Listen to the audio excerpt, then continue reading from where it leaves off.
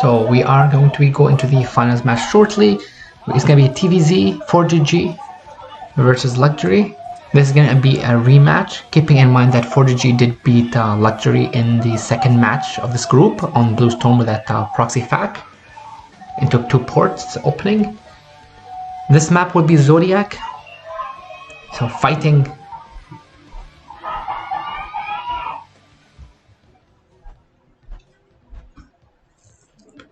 So our Baron Zerg, 9 o'clock spawn, we have Luxury.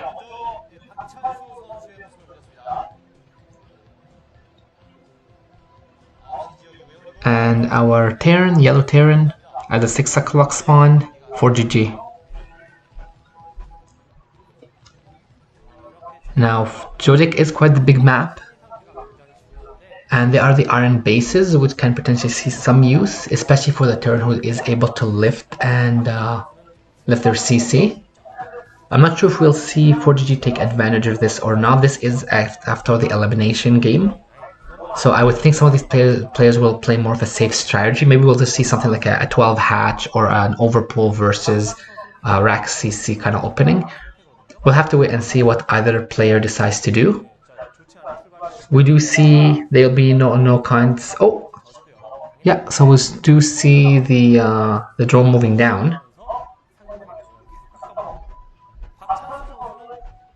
So it looks like it's more than likely going to be scouting. Quite the early scout. So maybe Luxury feels that ForGG may try an aggressive open like a proxy racks of some kind, or it could be that he just wants to know where his opponent has spawned, because that will change his choice of strategy. Because keep in mind, horizontal or vertical spawns compared to closer spawns will definitely have an effect on the strategy you would like to use. We do see a drone going down, so probably a hatch first, and the racks opening, but there is a gas follow-up. So I mean, there's a possibility of a factor coming up with some vulture play, just like we saw from ForGG on the Bluestone game. It could be something, although unlikely, like a one base play with a stim. We'll have to wait and see, but it's more than likely just a factor coming down. We did see that ForGG does have pretty good vulture micro. So pool's up as well, the gas is up for Luxury. They're both being morphed. So we'll have to wait and see. If he does pull off some of the units on his gas, it goes down to the 1 or to the none. That will determine whether he's going for the CC or a factor opening. Well, it looks like it's going to be a factor because I see the SCV is being parked at the entrance and something has went down, so it probably is a factory. Put about halfway done, so I mean it'll be there out in time for sure before the vulture's out.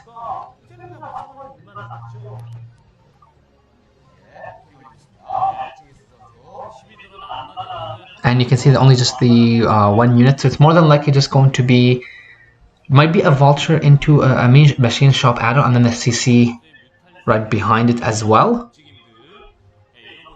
Because he typically wouldn't need the gas for vultures. Now ForGG will get into Luxury's base, and this will give him a lot of intel on what Luxury is doing. He knows the layer is underway. Speed is researching at the moment as well. And we do see what looks like the first vulture is going to be made, and the CC is going to come down on the low ground. Okay, so just a factory expand basically.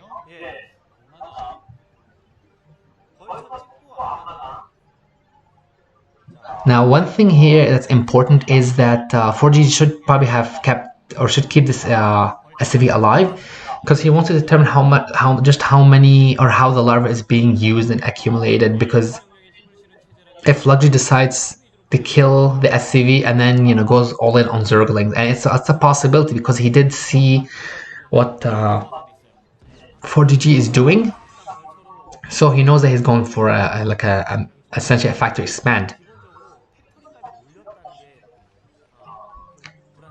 Now we do see, yeah, he is researching more than likely mines, because that will keep him safe from any Zergling aggression unless Zerg has some good splits. We do see the Spire is done, and it was actually a 2 hatch if I'm not mistaken, so the Mutas will be there earlier.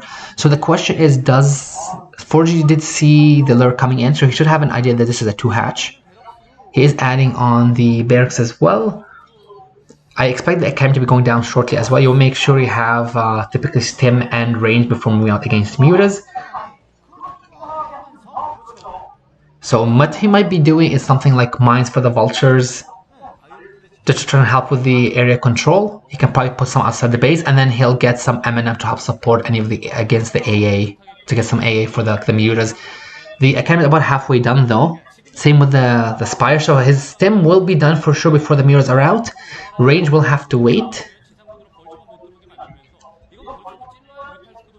Okay, so we'll see if... Oh, looks like he actually went for the speed. So maybe he was thinking of a speed, like a run by, but it looks like our Zerg was ready, and he gets down the Hydro then. I personally would have honestly still loved to if he went for the mine, just because he's playing a little bit in the dark, but the speed is definitely not a bad idea. Both of them have their pros and cons in this case. Would you see the eBay going up about halfway done? I don't see the academy spinning just yet. Or the academy lighting up just yet, so hopefully ForGG has not forgotten his stim. And it looks like he's actually just ready, because this is a closer distance than some of the other spawns on the map. Looks like he's ready just to get the turrets. Oh, and you know what? The mules are going to get there in time to deny these turrets. It looks like Luxury is just beelining. So these turrets are going to get denied. This is extremely bad for ForGG. He has to get turrets up, so he might be throwing a couple. He's going to be throwing a lot of SCs to just make them non-stop. But his team is not done yet. That's an extremely small M&M armies. Honestly, against the mules from Luxury, there's no stem, there's no range. Those M&Ms are easy to pick off, and you can see that's exactly what Luxury is doing. He's focusing the army down, and he's going to deny all the SCVs building the bases. And one turret, two turrets is not going to do anything against these mules. They can regen. On the other hand, the M&M army of ForGG is extremely small. So once the mules are down, this base will be forfeit. Or once the army is down, this base will be forfeit. And you can see even mining is becoming extremely difficult. So this is looking better and better for Luxury from my perspective. And that's a lot of damage. He's lost a lot of SCVs at his base. Sim is done now, so this at least ForGG will have a better chance of holding this. But he only has 4 Marians.